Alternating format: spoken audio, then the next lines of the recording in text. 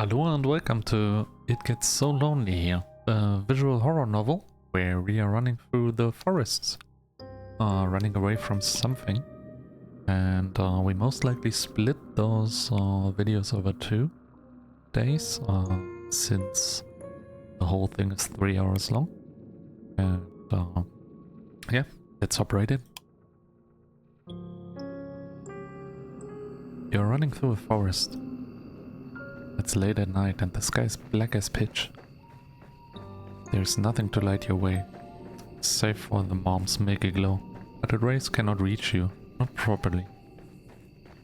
The trees which surround you, jutting out of the earth like eerie mountains to a foreign god, and blotting out of the light. You cannot see where you are going. Even if you had commenced your flight at a more sensible hour, however, with the light of the sun to aid you, it would be of a little use. You don't know where you are going. You have no map, no route, no plan. You are running like a frightened animal, anxious and eerie, with no destination in mind. You have no desire as you run, save to escape. You cannot let yourself be caught. If that were to happen, you are certain that you would be ruined. You have no choice, therefore, but to keep going, on and on and on and on, though your feet are screaming at you for mercy. You have no idea how long you have been running. Time has begun to blend together. It has lost all meaning.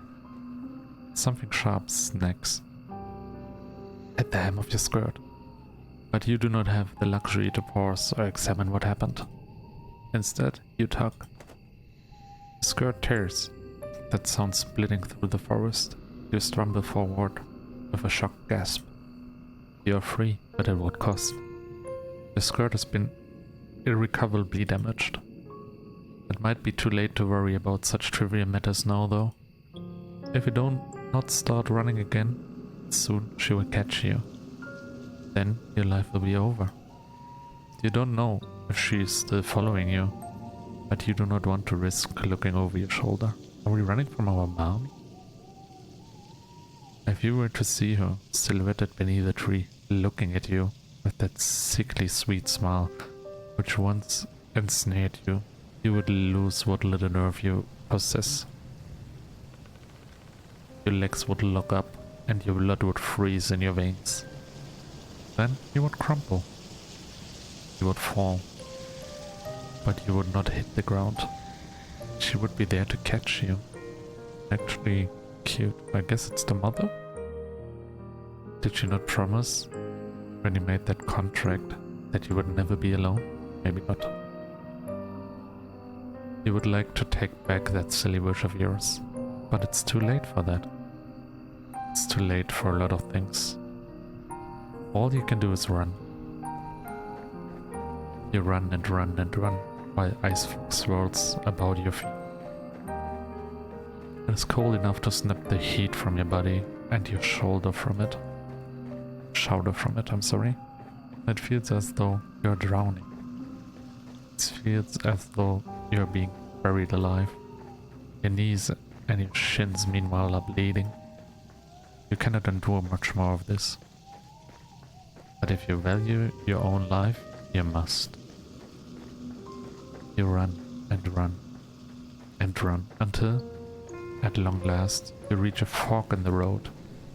There are 3 paths which split off through the forest. Well, 4, if you count the path down which you came. You cannot exactly double back on yourself, though. Not when you have to put much effort into running forwards. You can only press on. The 3 paths are signposted, which is something of a strange sight, given you are so deep in the forest. Dark though it might be, you have grown accustomed to the shadows. You can just about pick out the writing of this old diaplated signpost, curved and slanted through it is.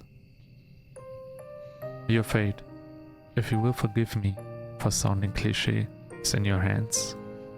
Now I wonder, which path will you take? Go to the shore, go to the village, go to the castle. I feel like we should go to the village because there's the most possible of shelter and the most possible of help. Castle, and we can blend in both here. Shore is too open, and castle, we might get rejected here. So, you want to go to the village? Good idea. Let us see what further trials await you there. This night is far from over, as much as you might wish it was. There is still much and more to discover. I wonder what will happen next. You follow the path, which leads to a village, supporting yourself on very arching limbs which feel ready at a moment's notice to snap at the knee beneath the burden of your weight. The soles of your feet are screaming at you. You need to lie down, and quickly.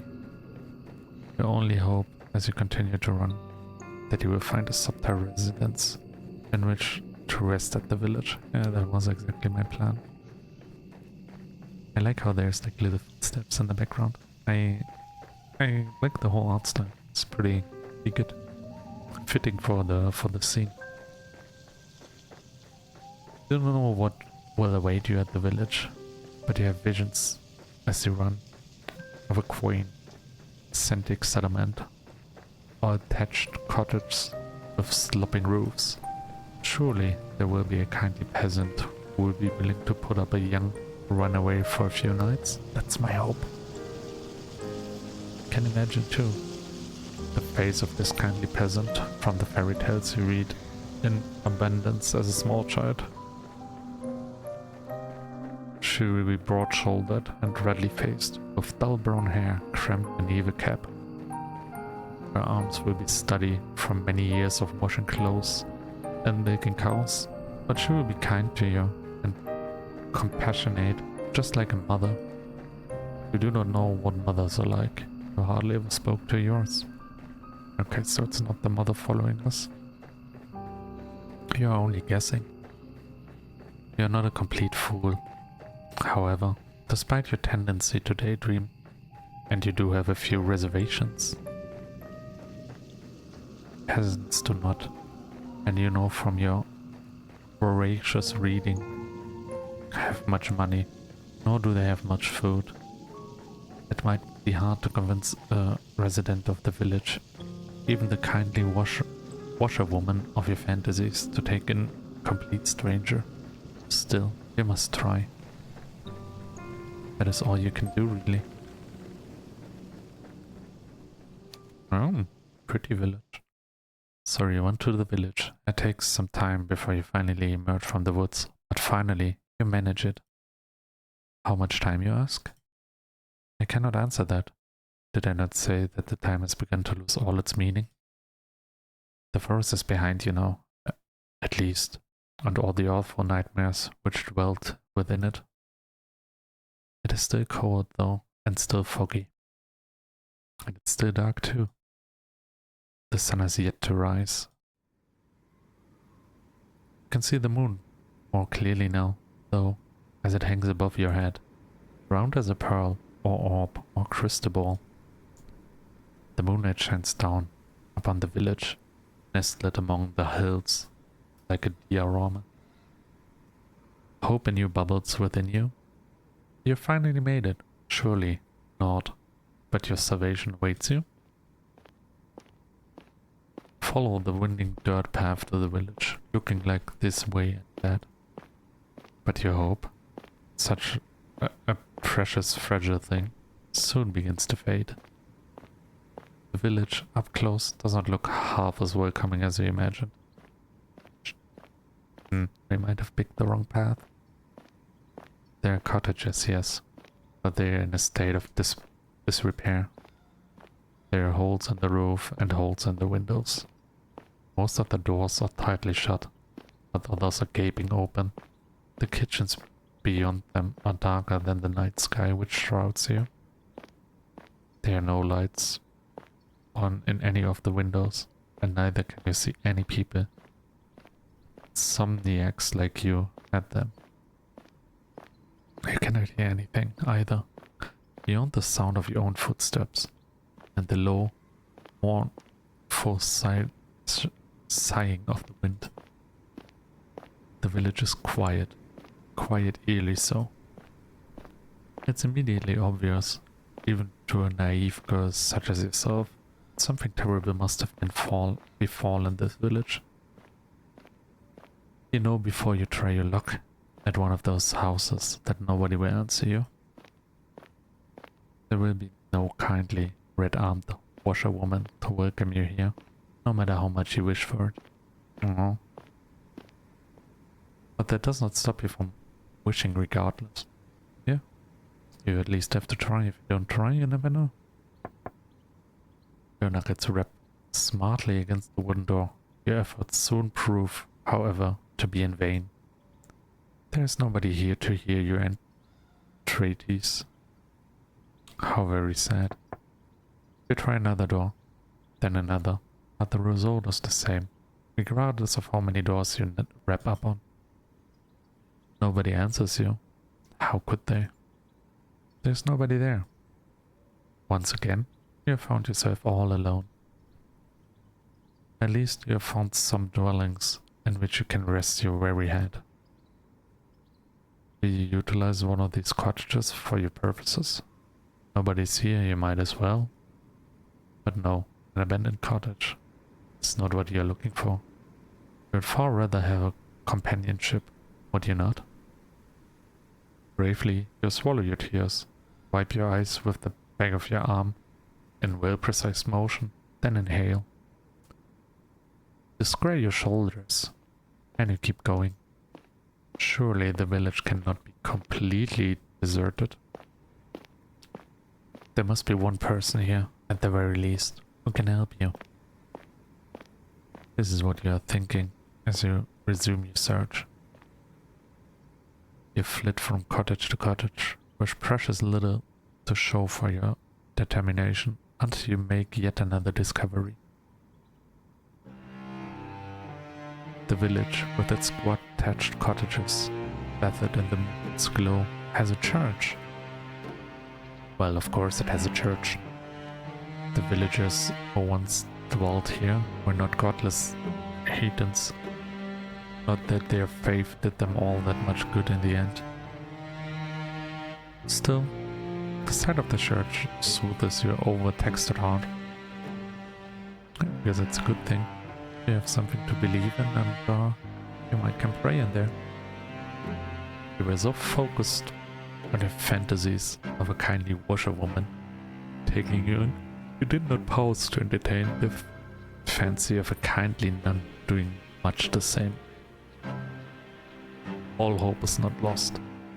And also, since they get taxes and stuff, and they often took refugees in this time, you might have the chance of a meal if there's someone at home. You approach the church, which seems to tower over you despite it being so humble. The church is a small one, but it is stout and sturdy. It must be, for it has withstood centuries, forever standing sentinel on this hill, like a relic from a bygone era. Yeah, let me head in the other horror game. There might be a good person in the church, and there might be a priest that feeds a monster in the basement. The church does not have any stained glass windows, but it does not need them. Even without more luxurious trappings, the church still exudes an aura of dignified solemnity. The stone building is fringed by a sizable graveyard, one which occupies the rest of the hilltop and some of its sloping sides.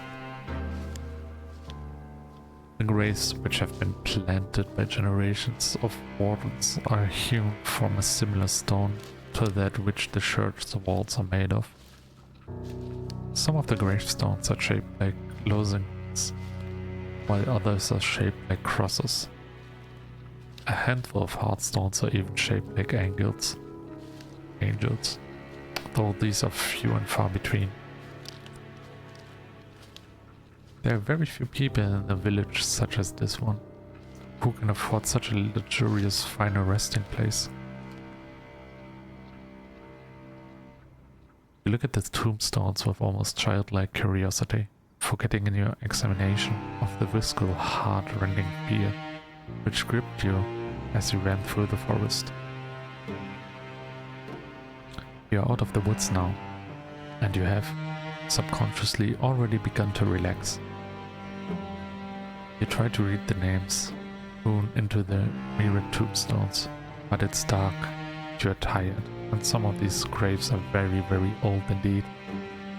We also have like a 33% that if whatever chases us follows us, picks the right way, and 66% to pick the wrong way, since we're like at the 3 split.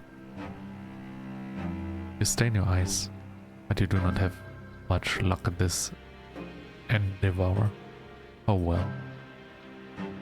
Such superfluous details are not important. You eventually tire of examining the graves and turn. This graveyard is an expensive one, unusually so, given the village itself is so small. How can it boast so many corpses? And there's so much to explore. You walk about the perimeter of the church, casting your gaze first here, then there, then everywhere, consumed as you are by your immense, all-encompassing curiosity. As you do, you see her. She looks like an ordinary girl, small and scrawny, just like yourself, but she's much, much more than her unremarkable appearance might suggest. Very, very, very cute art style. For some moments, you observe her hiding, all the while the shadow cast by the church, like a furtive lizard clinging against a rock, defies to shroud itself from the sun. There's no sunlight here though, since it's night here. There's only the night sky and the stars and the moon. Beneath the moon's light, a silvery implement. The girl is clutching shimmers. It takes you a few moments to see what is that the girl is clutching in her hands. Oh no, there we hear her digging in the back. It's not until you see her manipulate it, its sharp edge biting into the earth, that you understand. It is a shovel. This girl is standing in an isolated corner of the churchyard, late at night, and she's digging a grave. Well, I suppose she could always be digging a hole for the sake of it, but her work seems much too precise for this to be the result of mere whimsy. It's hard for you to see her face, given the distance between the pair of you, but her posture is one that speaks of supreme concentration. She moves slowly, mechanically, like a woman on a mission, driving the end of her shovel into the earth over and over. Her motions are regular enough to be repetitive. There's something hypnotic, almost in the manner in which she attends this task. Should you risk interrupting her? Do you dare? You get the feeling that she would not appreciate it. The shovel in her hands, meanwhile, is rather hefty. If she wished it, she could cause you no small amount of damage with it. I mean, we have to approach her. That's our only chance of survival right now. Cold anxiety makes your skin prickle. You don't know if you should risk speaking to her when she, in her dark cloak with a shovel, looks so very strange. But what do you have left to lose? You've come this far. It will be folly to turn back now. It is with this thought in your mind that you decide to approach the stranger girl. Your footsteps are quiet. You have grown accustomed to slinking around like a cat, that they are not quiet enough. The girl's senses must be finely tuned because she blinks. Then she turns. Your eyes meet, and once they do, you feel your breath catch in your throat. You did not have a clear view of this girl before, concealed as you were in the shadows, and now she's looking at you. You can tell that she's pretty. Do we have a crush on the gravekeeper? Her skin is very smooth, and her hair, though obscured by a dark hood, is very fair. Her eyes, meanwhile, are clear, cool blue, like ice. Those eyes of hers, which are large with unease, are fringed with very long, fair eyelashes. She looks as though she has stepped out of the pages of the picture book. She's simply too perfect to belong to this world. Perhaps she's some kind of vision? A walking dream? A hallucination? Hopefully not. But no, she's none of those things. The shovel she's clutching in her hands looks solid enough, its pointed tip glittering weakly in the moonlight. You steer yourself, expecting, perhaps, some sort of outburst, but the tension soon drains from the girl's slender shoulders. The fingers which once were gripping the handle of the shovel tightly relax. Her lips curve upwards at the edges. Oh, I like how they animate it. She's smiling, and what smile it is. It's transformative. She smiles, she looks radiant, angelic almost. Here's a smile that is so suffused with light that your eyes begin to prickle from it. You are so relieved, you almost feel as if you could cry. It will not be the first time that you have wept during this night, and neither would it be too surprising if you did. You have been through a lot. You must be exhausted. The girl is holding the shovel seems to realize this, because she bridges the distance between you cautiously, as one might approach a skittish cat. Then she says in a rough voice, which does not match her dainty appearance, "Well, she does live in a rural village. What were you expecting?" "Oh, it's good to see another person. I was afraid I was the only person left alive. The only one in the whole world." Now, this is quite the effusive reading. Her introductory speech is riddled with exclamation marks. She's rather more personable than her appeal would make one suggest. You, a well-read young lady, cannot help but feel overwhelmed. It is your turn now to be on your guard. Anxiously, you observe the girl with the shovel. You ask her what she means. What happened? Oh. Do you not know? There's an awful lot you do not know. So much, in fact, it would fill a whole encyclopedia.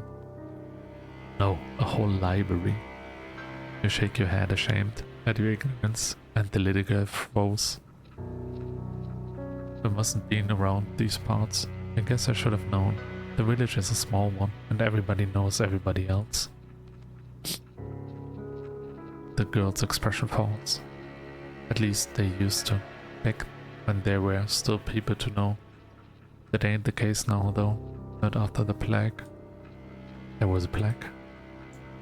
That would certainly explain why the village, when you walked through it, was so quiet. Did everybody else succumb to this mysterious illness? That's right, that's just me here now.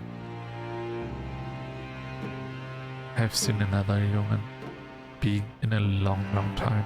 It gets so lonely here. No, that is an interesting turn of phrase. Catches inside your head like a burr. Have you heard it before?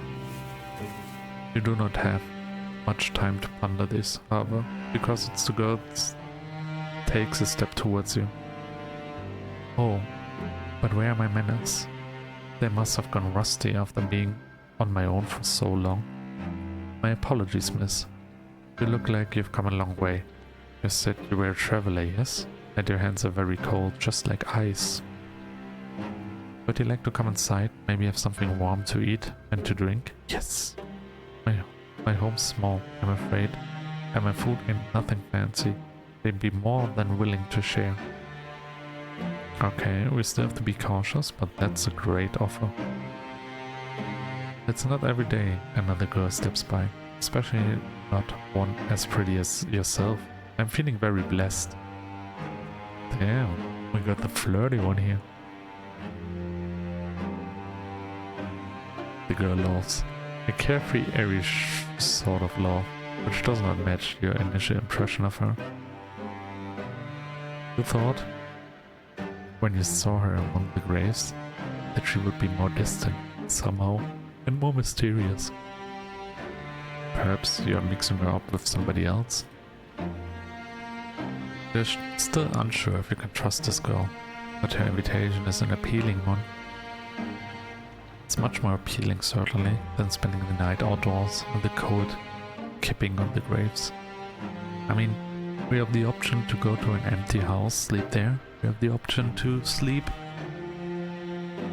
at the gravestones, like she suggested. Or we have the option to go with the girl, get at least some food and see where it goes. I mean, what's the worst thing that can happen, right?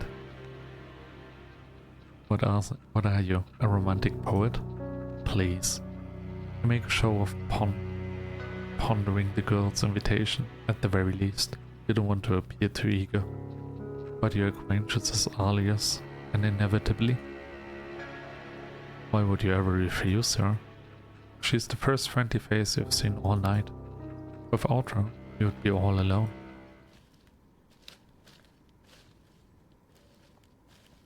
Your hostess leads you to a small humble home located at a stone's throw away from the church, built in the shadows of a twisted, towering sycamore. The girl's home is in such a state it seems a folly to even call it a home. Hovel would, to you, be more appropriate descriptor. But when your hostess leads you inside, her eyes alive, and she says, "Here we are, home sweet home." You don't have the heart to tell her that you don't find her home very homey or very sweet.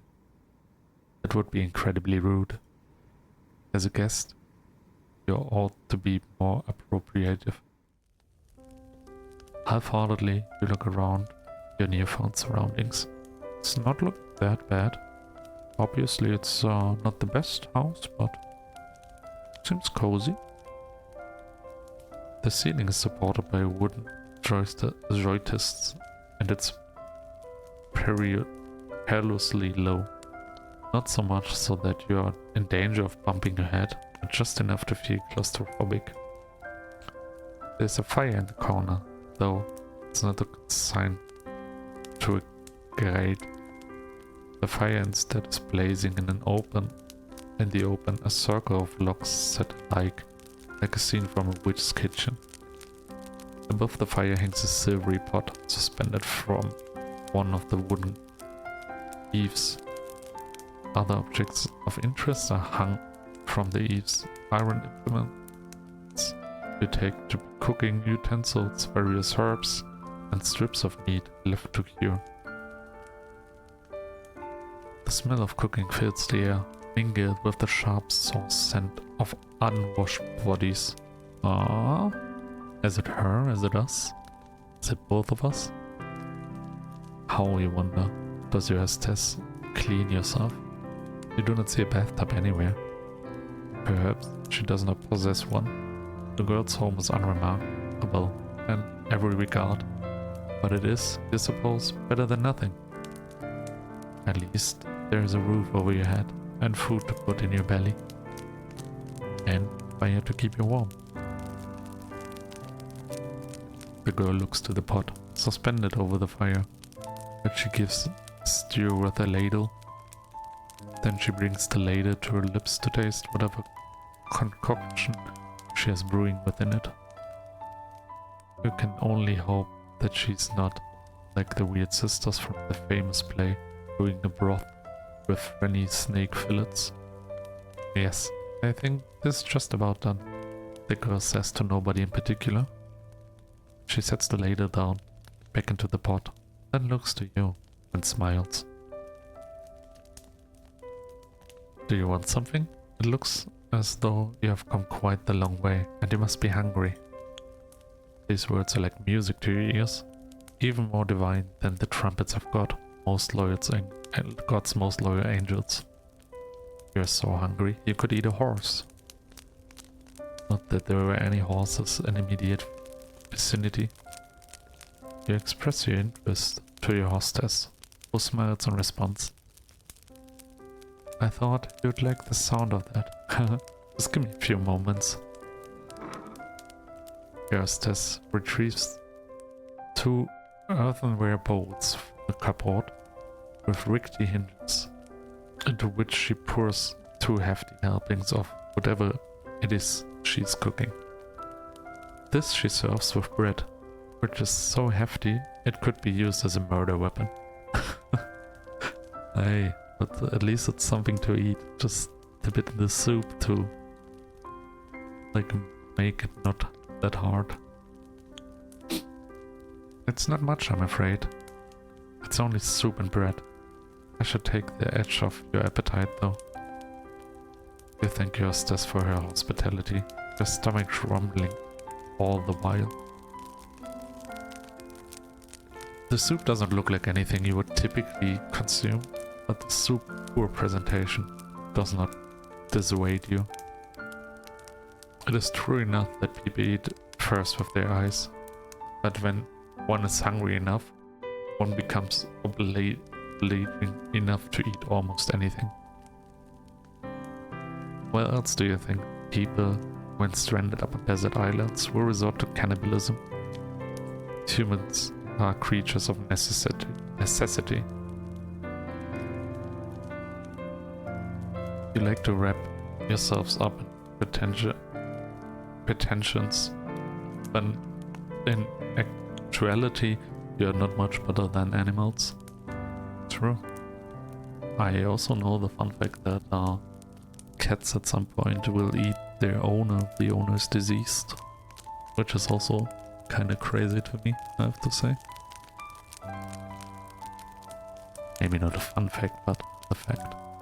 You're so hungry, your stomach is belching the air, that you would certainly send up on your food like an animal. Teeth glint, your incisors gleam, and soon you have consumed all that your hostess has offered you. Your hostess watches while you eat. She giggles once you have finished.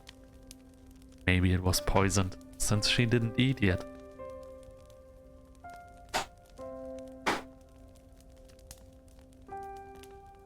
Did you enjoy that? I just quickly have to blow my nose.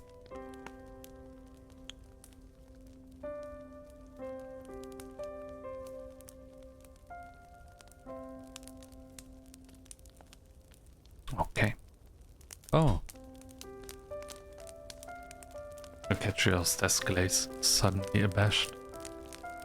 You were so hungry, fail to account for her judgment. You now have some food in your belly though, and you've been suitably warped. Your old self-consciousness is returning. Did you make a fool out of yourself? You're shyly looking at your lap, fearful, all the while of what your hostess might be thinking of you. You do not want her to take against you. Fortunately, for you, however, and for your fragile ego, your hostess is not the judgmental sort. She's not like the girls you grew up with. Well, I'm glad you enjoyed it.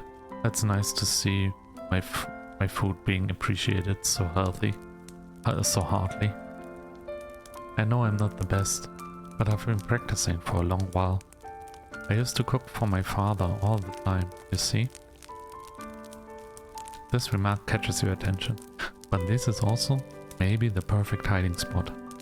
If whatever chases us comes to the city, it sees that the city is completely empty and we just go through or take another turn or whatever, and will not catch us.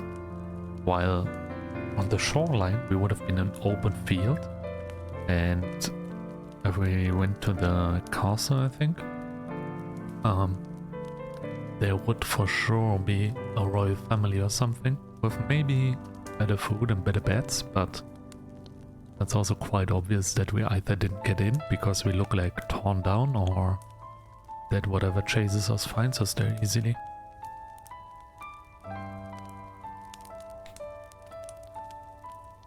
Quizzically, you look at your hostess.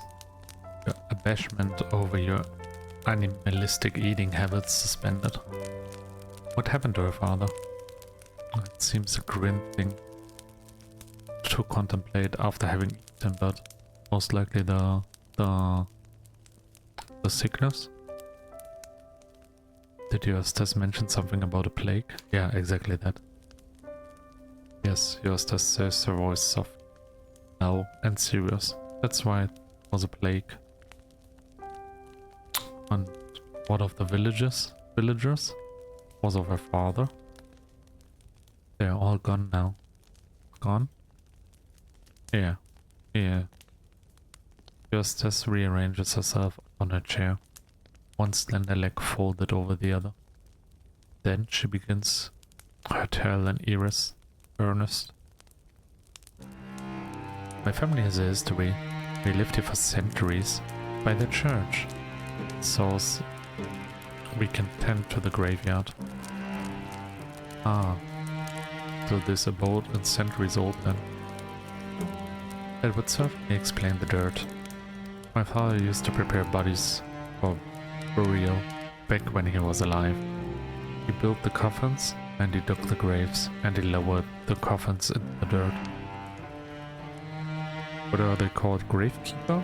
Graveyard keeper? I know it might sound like an awful job, but somebody gotta do it. There's no sense of averting our eyes from death. Not when it happens to the best of us. It's a noble profession, one that's been handed down in our family for generations. My father's father was a gravedigger. Gravedigger, exactly, that's the word. And so was my father's father. And my father's father. Digging graves is in our blood. It's who we are. Me. That was a surprising pretty speech. Coming from a girl who lives in the countryside. A girl who's without much in the way of education.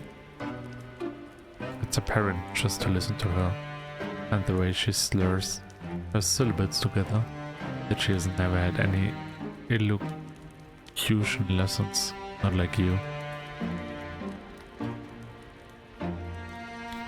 Damn, so we could have gone to the castle because I guess we are royal too or something? Or like higher up in the society? There is a determination, however, to her, a pride in her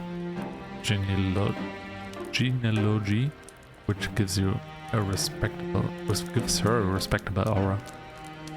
You cannot help but be impressed. Maybe it's just because you like her looks. So you ask your hostess, does that make her one in the long line of gravediggers? Yes, your hostess, the gravedigger says. That's about right though. I was never supposed to be a gravedigger myself. It's not a woman's profession. That's what everybody says. My father didn't mind that though. He taught me everything he knew. And then some. I might be a woman, but I have plenty of upper body strength. I can dig a grave just as well as my father could, without breaking a sweat. To the despair of my mother up in heaven, I'm sure. I'm sure if she were still alive, she'd rather I focus on more feminine pursuits, like basket weaving or sewing, to better attract suitor. Not that that would do much good now. There's nobody around who'd court me, not for miles and miles. And what happened to her mother? She died when I was very young, during childbirth. I was only 5 years old. Is that how how it works? Can you die that late after? Oh well. You can relate to her, at least up on this point. Your parents are not dead, at least not as far as you're aware, but you have not seen them in an awfully long time. They sent you away as soon as you were old enough, and they never once bothered to check up on you. For many years, there have been no letters, nor any visits. We offer the gravedigger your condolences. You do not know if they will help, but you feel like you cannot say nothing. It would seem heartless. The gravedigger, however, does not seem too upset by this turn of events, because she smiles, albeit somberly. It's alright. It was ages ago. I don't remember her too well, and I've never really had the luxury of sitting around feeling sorry for myself. I had too much work to do. Around the house, you ask? That too. I was the oldest child, so it was my job, after my mother died, to manage the sweeping and the cooking and the looking after all of my siblings too. They blink intrigued, then glaze about your hostess' somber lodgings. We do not see any siblings in the immediate vicinity. Where could they be? Also dead to the plague? The gravedigger must have been noticed your roving eyes.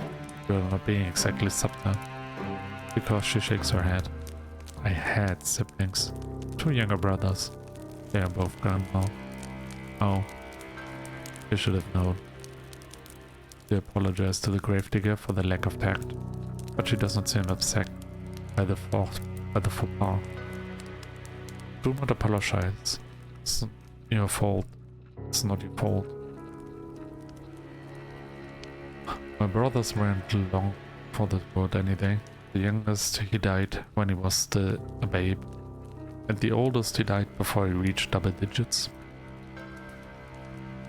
I was upset about it at the time, of course, but I've come to terms with it. Life is a fleeting thing in this wicked old world. It's something you learn in this trade, digging graves, I mean. She's not wrong. I've dug graves for the elderly and for the infirm, but I've also dug graves for young babies still in their swaddling clothes. That's the nature of death. It comes for all of us. In the end, no matter how old you are, no matter how much money we have, no matter how good or bad we've been. It's the great equalizer.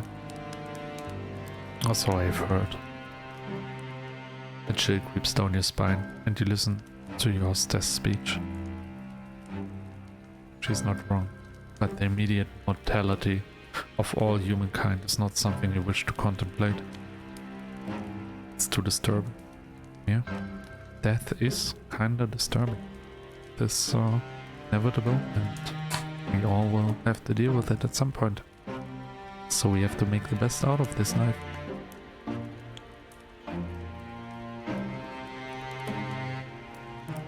For the longest of times, my family was a small one. It was just my father and me. But that was fine. It was how I liked it. I was very happy, even if our lives weren't the best. I've never had any fancy clothes to wear. We can't dine on the finest of foods. In the grand scheme of things, we ain't anything that special, but I've always felt otherwise. I thought that I was blessed. We knew hardship, of course, and I mean, but that's just the way life's around here. When food supplies were low, we always helped one another out. I had my father, but I also had the rest of the village. We all looked after one another, and things always worked out in the end. At least they did. Until the plague happened. Yes, she had mentioned the plague.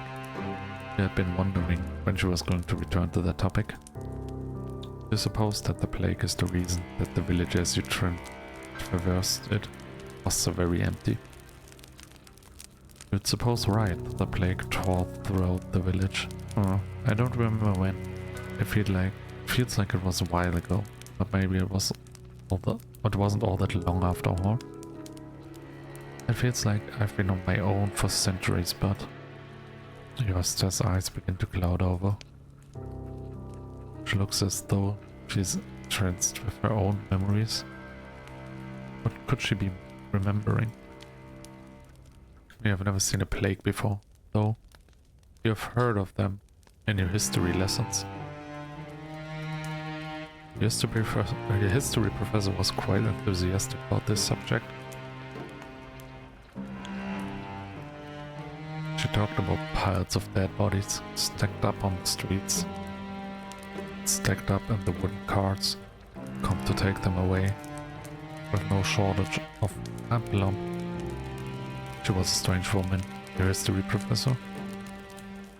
I feel like the plague is such a dark time. Nothing they could really do about it. There's no medical stuff, no disinfection stuff and all that. I just had to keep distance, not spread it, and hope it went away. At least in those areas. The plague came on very suddenly. There was no warning. One day everyone was fine, and the next, they were all dead. It is with no small amount of anxiety that you eye the gravedigger. Then you ask worriedly, surely they could not all have died? Is that not an exaggeration? Oh, if only. I wish I was exaggerating. It's the truth, honest to God. But how did she survive? The people in the village died, one after the other, just like that. I saw what happened. I saw what that plague does to people firsthand. My father was one of the first people who caught it. I think one of the bodies which came through that were burned must have had it. Not that I know for certain. I was guessing still. My father didn't have an easy time of it. His skin turned all grey and clammy, and he complained of a horrible fever. There were night sweats and stomach cramps. But how did she live in the same house and not catch it? And then there were all boils. There were the boils. My father didn't have an easy time of it. His skin... Oh. Maybe we had this. The boils? Stools. They were the size of eggs, and they were full of pus. When they burst, it stank. The whole house was full of it. The stink of death. The wise woman of the village came to see if she could be of any use. But it was no good. My father was too far gone already. She took one look at him, lying on his deathbed. She shook her head. She said she didn't want to get any closer. I can't say I blame her. I was ghastly sight. I didn't appreciate it at the time though. It felt like she was turning her back on us. I wished her ill. I remember that after she left. Until a few days passed, she fell sick too. Then I felt bad for cursing her, but I couldn't help but worry. It was all my fault. That's silly, I know, but hey, I never know. Sometimes your actions will have consequences. The gravedigger closes her eyes. She seems to squeeze her lids together until her lashes melt like flakes of fallen snow. Her shoulders, which are very slender, are shaking. She looks as though she might at any moment fall apart. It wasn't long after that the rest of the village fell ill. They all had the same symptoms as my father: this clammy skin, the fever, and the boils. The boils grew, and they burst, and then they died in screaming, stinking agony. My father died too, only 3 days after he fell ill. But I think even that was 3 days too many. I didn't want my father to die, of course. I did everything I could to help him, but it was all pointless. None of the herbal salves had any impact. I couldn't make a blind bit of difference. All I did was stand about his bedside, telling him I'd be alright until his eyes sank into his skull like 2 black stones and his mouth dried out. How did they pronounce someone dead at this point? Like if they die in their bed? Do they wait till they're cold or something? Or do they check for the blood pressure? Or for the heart rate? I don't know how they did it in that times. I know how they do it now, but not back then. Like how can they be certain that the other person is deceased? During the last day before he died, he might have been a corpse already. He did look at me, he didn't speak to me, he just lay in bed with his eyes closed, groaning. I'd never wished any ill on my father before, but during those moments The gravedigger squeezes her hands, which are resting up on her black-clad lap and fists. She trembles. Then, in a voice throbbing with awful emotions, she says, "I wish he'd just died." Well, based on her anecdote, that does not sound like she had overly long to wait. Yeah, 3 days she told you. I wonder if she would consider that a silver lining. No, perhaps not. The gravedigger is still shaking. She will not cry, will she? I hope not. Awkwardly, you look at the gravedigger. You're not sure how to soothe her, but you know you must make some sort of effort, even if it's a token one. You shift up on your chair, which feels very cold and hard beneath your thighs. Then you say very softly that you are sorry. It's not much, but it's all you can think of saying. You had thought initially that your situation was comparable to that one of the gravedigger, but now you can see that this isn't the case. Her suffering has far outstripped your own. Not that suffering is a competition, of course. Your apology feels inadequate to your ears, largely because it is, because the gravedigger seems not to mind it. Oh, her smile is back. She's very big-hearted, that girl. To smile at you so, no matter how foolish you might be. You do not really deserve such kindness. Do you really deserve such kindness? I answered it myself. Oh, again with the apologies. That's alright, like I said. You didn't cause any of this. I'm not upset at you, I'm just recounting what happened, that's all. I did wonder though, why I never felt sick myself. That's what I was wondering. We are onto her.